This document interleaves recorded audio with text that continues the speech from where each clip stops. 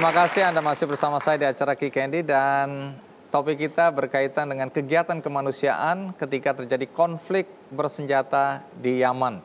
Dan kali ini sudah ada Eldin dan Rofik bersama kita juga masih, terima kasih ya. Saya ingin tahu berapa banyak pelajar dan mahasiswa waktu itu yang ikut menjadi relawan pada saat-saat evakuasi dilakukan? Untuk di daerah saya itu ada sekitar 14 orang. Mereka memang terpaksa atau ada panggilan? Kita sering berkomunikasi via grup WhatsApp. Pada waktu itu saya umumkan kepada mereka, ini ada seperti ini, yang saya minta kerelaan kepada semua teman-teman pengurus PPI Hadramut untuk bergabung menjadi relawan. Dan yang tidak bersedia, mohon segera memberitahu. Kemudian ada 14 yang bersedia? Bersedia semua.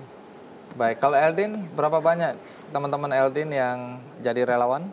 Di Hudaidah ada 6 orang. 6. Apa yang dilakukan atau apa tugas utama relawan waktu itu? Tugas utama itu utamanya membantu mempermudah tim percepatan evakuasi dari Jakarta. Karena kan kita lebih tahu medannya aja gitu. Misalnya apa saja yang dikerjakan? Misalnya pertama mencari safe house, tempat safe house. Yang saat itu zona A sedang bergejolak dan orang-orang dari zona turun ke Hudaidah. Karena saat itu Hudaidah aman. Akhirnya semua bisa tertampung? Akhirnya semua bisa tertampung. Hotel, jadi kebetulan dari 6 orang itu kita bagi-bagi. Saya bagian pengaturan kamar, hotel, serta saya semuanya sih. Makan juga, keliling juga ya semua gitu. Soalnya cuma 6 orang ya? 6 orang. Jadi taktiknya itu diaman.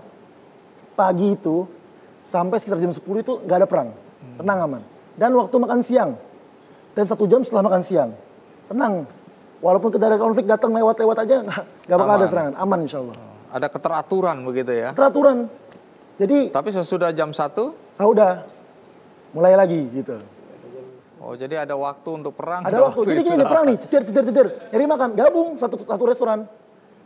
Yang benar. Ih, nggak percaya. Coba aja cek.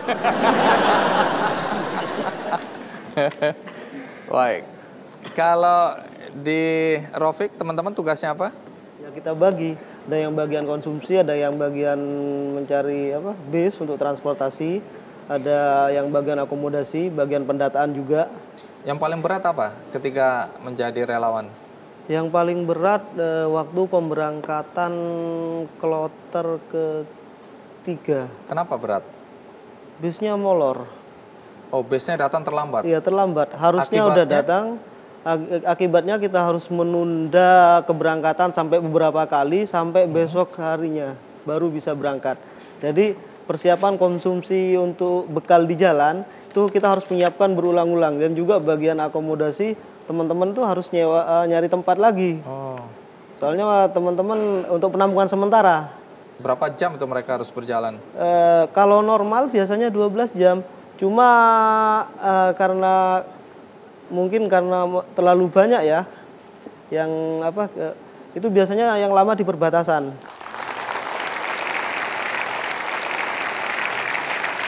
Di studio juga sudah ada Menteri Luar Negeri Republik Indonesia ya, Ibu Retno Marsudi. Nah, ini saya tertarik untuk tahu dari perspektif pemerintah dalam situasi dan kondisi seperti itu. Pemerintah Indonesia kemudian mengambil tindakan untuk melakukan percepatan evakuasi terhadap warga negara Indonesia di Yaman. Apa sebenarnya yang terjadi waktu itu sehingga pemerintah bereaksi untuk segera mengirim tim mempercepat proses evakuasi? Sebenarnya himbauan dari kedutaan besar kita di Sanaa dan dari pemerintah pusat di sini agar warga negara kita mulai dievakuasi sudah mulai terjadi dari akhir tahun 2014 pada saat kita melihat bahwa situasi akan terus menjadi buruk. Tapi dengan perkembangan situasi yang memang sudah menjadi buruk, maka kita ambil keputusan untuk segera mempercepat evakuasi warga negara kita yang jumlahnya cukup banyak. Kalau boleh tahu apa dampak dari KBRI kita atau gedung KBRI kita yang terkena bom terhadap kegiatan Kementerian Luar Negeri? Pertama yang saya tanyakan adalah nasib teman-teman seperti apa. Dan alhamdulillah semuanya selamat walaupun ada beberapa orang kita yang terluka. Dan setelah itu kita langsung mengakses apa kerusakannya dan sebagainya. Tetapi sekali lagi bahwa teman-teman yang berada di gedung itu pada saat itu selamat. Nah, dengan kerusakan yang sekitar 80% dari gedung dan hampir semua mobil kita rusak, maka teman-teman langsung berpindah ke Wisma Duta yang relatif pada saat itu tidak terkena dampak Wisma Duta apapun. masih ada di kompleks KBRI? Masih ada.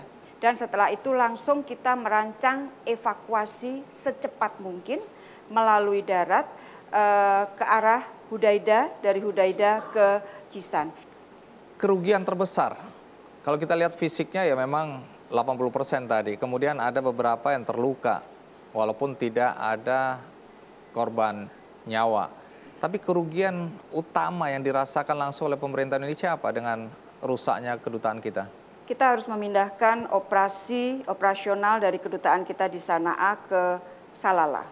Jadi sementara kedutaan besar kita di Sanaa tidak beroperasi, walaupun kita masih menempatkan beberapa orang, dan juga di Wisma Duta maksud saya ada orang, tetapi secara operasional kedutaan besar kita di Sanaa beroperasi dari Salalah. Kalau terjadi sesuatu di sebuah negara, ketika warga negara kita berada di sana, apa langkah yang harus segera dilakukan oleh warga negara Indonesia di tengah konflik di negara lain? Biasanya kita sekarang sudah refleks, Mas Andi, dalam artian begitu ada satu peristiwa yang luar biasa, kemudian kita mengeluarkan hotline, baik di Kementerian Luar Negeri maupun di kedutaan-kedutaan terdekat dengan peristiwa tersebut, sehingga warga negara kita dapat menghubungi 24 jam. Jadi warga negara kita dapat segera menghubungi. Dan untuk warga negara yang bepergian ke luar negeri, kita sekarang sudah memberikan pelayanan, misalnya kita pergi ke Singapura misalnya. Pada saat kita mendarat, maka di HP kita, di situ ada tulisan bahwa Kedutaan Besar Republik Indonesia di Singapura, alamatnya adalah ini, nomor teleponnya adalah ini. Jadi sewaktu-waktu nomor telepon alamat itulah yang harus dituju oleh warga negara Indonesia yang berada di luar negeri. Iya. Baik, terima kasih Bu Menteri sudah berkenan untuk meluangkan waktu di acara ini. Nah, kembali ke Dr. Lutfi Suhdi ya. Kalau boleh tahu ringkas saja apa arti Yaman bagi negara-negara di sekitarnya? Yaman bagaikan rumah belakang Saudi ya, dalam arti sesungguhnya, karena banyak orang-orang Yaman yang punya mensupport masyarakat Saudi dari segi wilayah-wilayah yang strategis sebetulnya. Misalnya katakanlah para pengusaha di Saudi banyak sekali yang berasal dari Yaman. Konflik di Yaman ini akan lama atau segera reda? Saya khawatir ya, karena di situ konflik Yaman itu tidak berdiri sendiri. Karena di sana ada konflik-konflik yang lain, yaitu ada di Syria, ada di Irak yang juga masih bergejolak, atau di beberapa tempat yang lain. Itu ada benang-benang merahnya. Di sana ada kepentingan politik negara regional yang tentu mempunyai kepentingan di wilayah-wilayah tersebut. Ya kalau kita membuat peta besar, ya di situ ada Iran, di situ ada negara Saudi. Tetapi di wilayah yang lebih tinggi lagi atau di belakang itu semuanya juga kita tidak tahu posisi negara superpower ya tentang keamanan di wilayah Timur Tengah. Karena kalau kita lihat Timur Tengah itu sebelum terjadi Arab Spring di wilayah itu adalah mempunyai potensi besar untuk menjadi negara yang berperadaban maju. Irak banyak sekali orang pandai, bahkan nuklir pun mereka sudah bisa membuatnya, termasuk Iran. Kemudian Syria juga dikenal dengan peradabannya, tapi setelah terjadi perang saudara yang ada di sana, apapun alasannya dan apapun yang diungkap oleh media, itu mereka mundur 50 tahun. Yang bisa kita pelajari dari mereka para ilmuwannya meninggal, perpustakaannya hancur, rumah sakitnya hancur. Peninggalan-peninggalan sejarahnya hancur. Ya hancur. Bahkan museum-museumnya juga dihancurkan lagi. Nah, ini menjadi pelajaran penting bagi kita bangsa Indonesia ini, bahwa apapun kalau diselesaikan dengan konflik tidak akan menyelesaikan. Baik, Ya. Terima kasih Pak Lutfi, Ketua Bos. Nah, terakhir, Eldin, kuliahnya atau belajarnya sudah selesai belum waktu itu, waktu kembali ke Indonesia? Belum. Ada rencana melanjutkan? Yap. Kalau situasinya sudah memungkinkan mau kembali lagi? Kalau memungkinkan dalam waktu 1 semester ini, saya akan kembali. Tapi kalau enggak, gak usah lah. Mau melanjutkan di mana? Ya kita cari dulu. Oh, cari. Jadi sekarang ini masih melihat kemungkinan-kemungkinan? Ya. Baik. Kalau Rofik? Sama. Kalau masih berkepanjangan dan kita masih sulit untuk balik, ya ngapain harus balik dulu? Beasiswa nggak hilang, nggak angus? Enggak. Oke. Toh walaupun ntar seumpama 2 tahun lagi saya masih bisa, tinggal meneruskan semester yang ada, tinggal sisa 1 semester dulu. Jadi masih tetap ada keinginan untuk kembali menyelesaikan sekolah ya?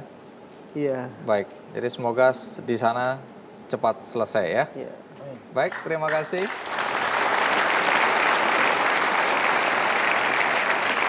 Jangan kemana-mana, karena sesudah ini ada satu pertunjukan menarik di acara Kick Andy Show. Pertunjukan semacam apa itu? Saya akan segera kembali.